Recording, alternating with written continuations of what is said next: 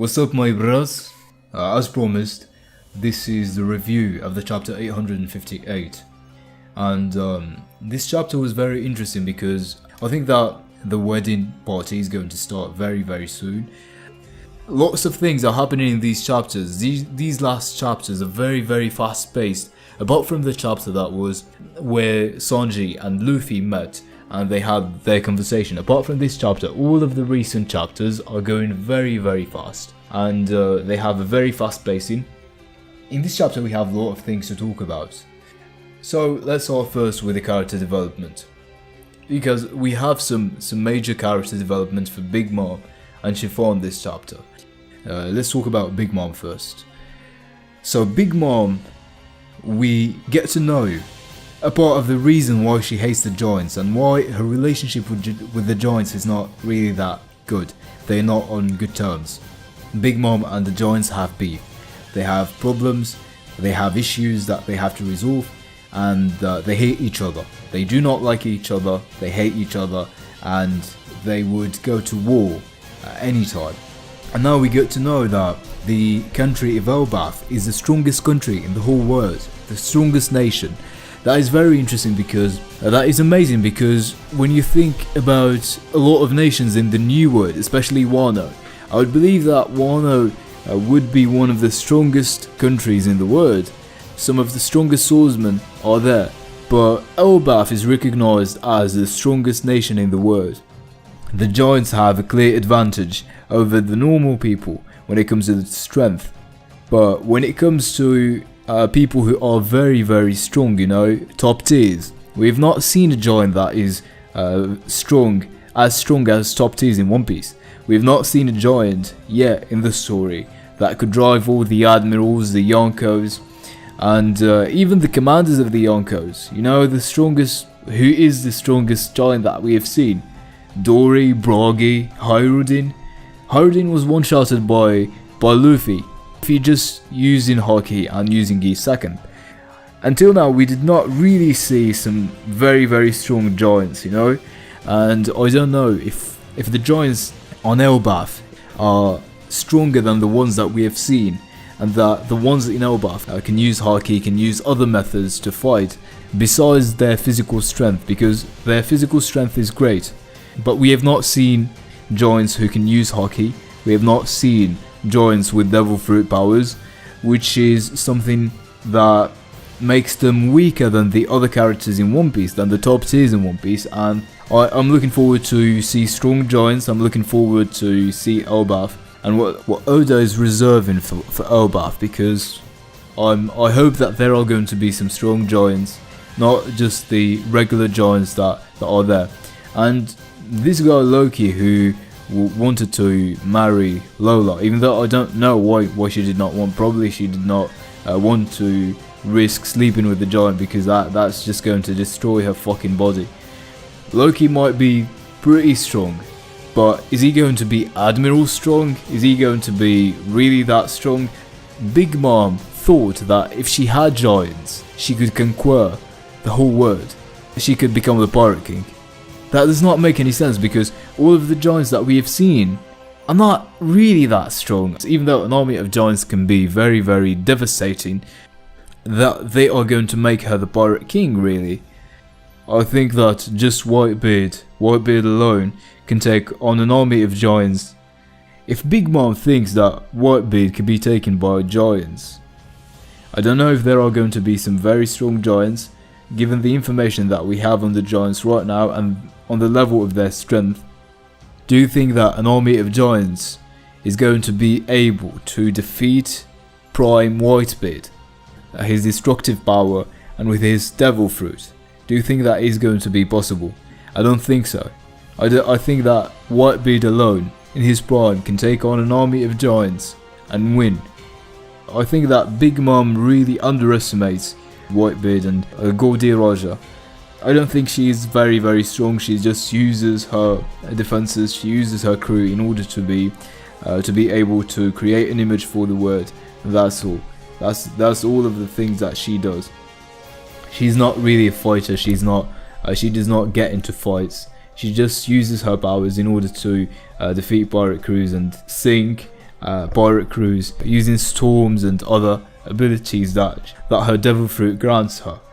We get to know something very important about Big Mom, is that she's very, very cruel. She's been treating Chiffon very, very bad, and she's been beating her, she's been abusing her, she's been insulting her, she's been doing all these horrible things, you know. And when you think about it, even Capone does not do these kind of things to his family, you know. He could not do that to Pez, I don't believe so.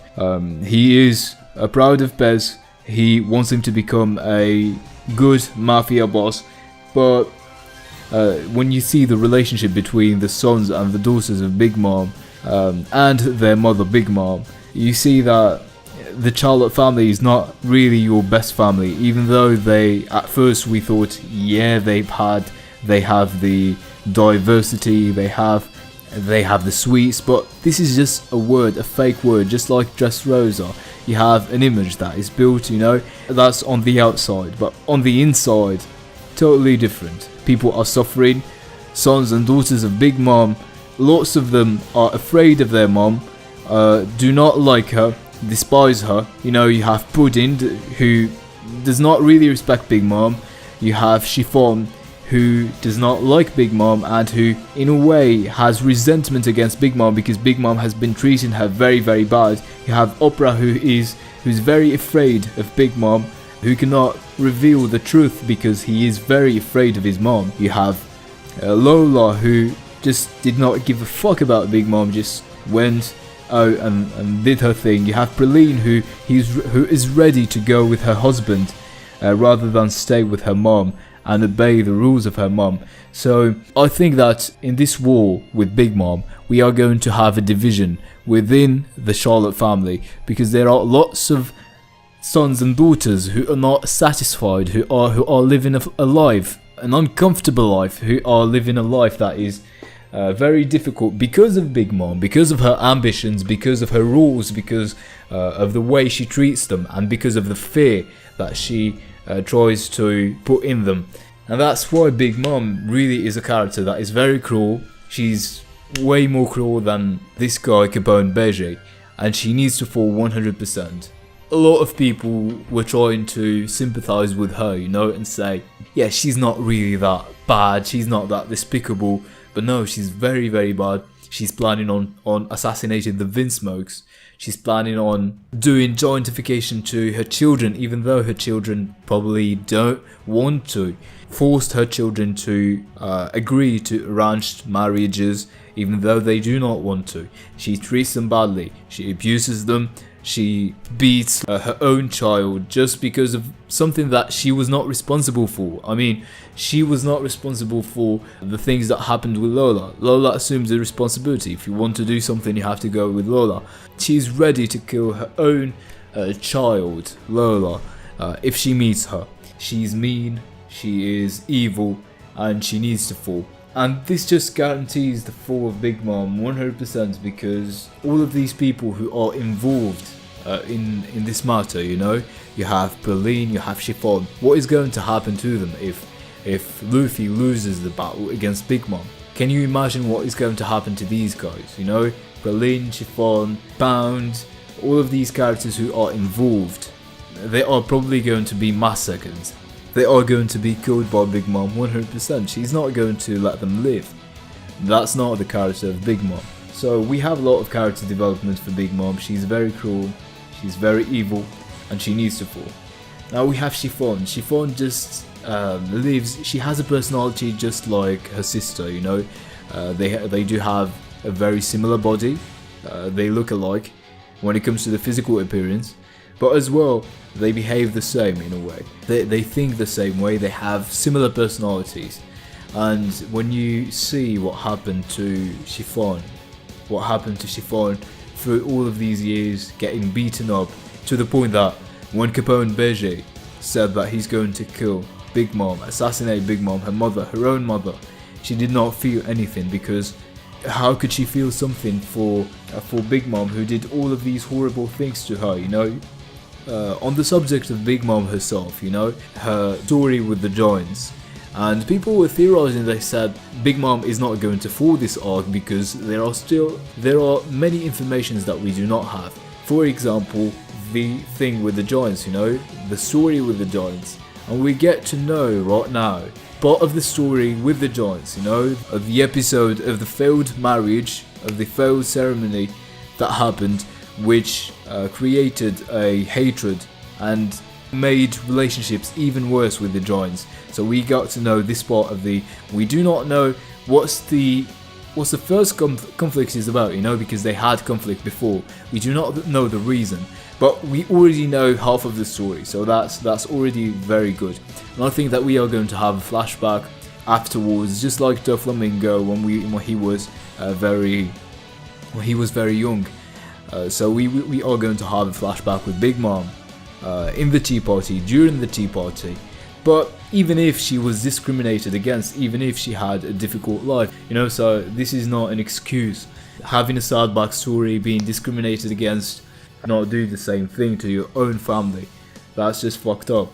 In this chapter you have people coming from different perspectives, members of the Big Mom family, Chiffon, who's obviously going to give him a lot of information. She already probably gave a lot of information about her mom to Capone already. You have Capone, you have She's a Clown as well, who has been freed by Capone and who is joining on the operation to take down Big Mom. So this is a very important thing. You see, during the last chapters, things are getting done very, very fast, and especially this guy Capone, he's getting shit done really fast, He talked with Jinbei. He already has a plan to take down Big Mom. He took care of Bobbin as well. So things are going very, very fast, and the fall of the Big Mom pirates is very rapid. Another thing about this chapter is that we've got to know a lot of information. The backstory of Big Mom with the joints, backstory of Lola, the things that happened with She's a Clown, the things that happened with Beckham's, the wedding cake, the meeting with Capone. So a lot of things happening during this chapter, and it is a very, very fast-paced chapter. Now when we get to the comedy, this chapter is very, very funny. I've had a great time, enjoyed reading it, and it was very, very funny. By drinking milk, Luffy was able to get his tooth back.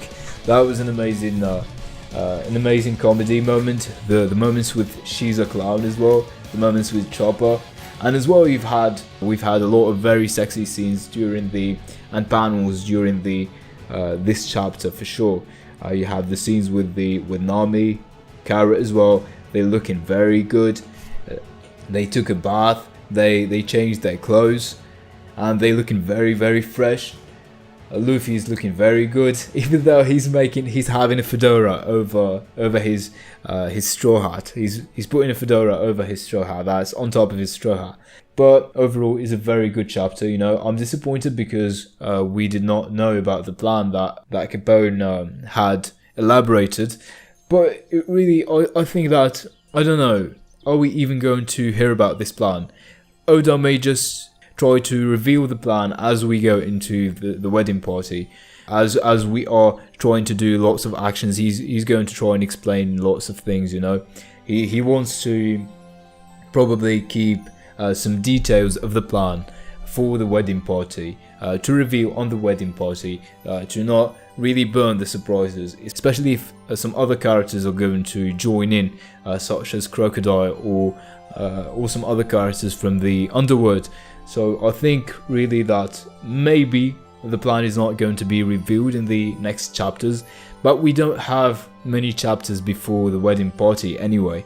The wedding party is going to start in like 2-3 chapters, I think. We don't have lots of things to do right now. We have 3 hours. That's probably going to equate to 3 chapters maybe, even though I think that can happen even in a shorter period of time. But the wedding cake is ready. These guys, I think that they are going to join forces. That's an amazing thing. A great thing is that Jinbei is there, because he's the one who settles the situations when Luffy, Capone and Shiza start arguing with each other. So Jinbei is the one who is wise, who can give the advice, who can settle things. He's been very helpful to the Straw Hats right now, and I think that he's a very indispensable crewmate. And he's going to be a very indispensable crewmate in the future. And I like the pairing of Pedro and Jinbei. These guys look very cool with each other. They have a great. I think that they are very mature, way more mature than the other Straw Hats on the crew. And I think that they are going to be a very great addition to the Straw Hat, because I believe sincerely that we are going to have a mink in the crew. Is it going to be Carrot? Is it going to be Pedro? Is it going to be someone else? Maybe, we don't know, but now we are going to have a fishman that's pretty much confirmed. But we may have a mink as well. And I would like it to be Pedro. Pedro is very cool character. I like this character. I've liked him from the first time I've seen this character. Liked his design, liked his abilities. I think that he's very fast, and that is going to be an addition to the crew. He just needs his 50 years of life span back from Big Mom, which is most likely going to happen this arc, because they are not going to leave this island with Pedro missing his 50 years of lifespan. That is not going to happen at all. So I like the chapter a little bit, even though the disappointment with the plan of Capone, that it was not revealed. Because the plan was not revealed, I'm a little bit disappointed, but I rate it 7 out of 10. Namaste my friends, until the next time, I'll say to you, sayonara.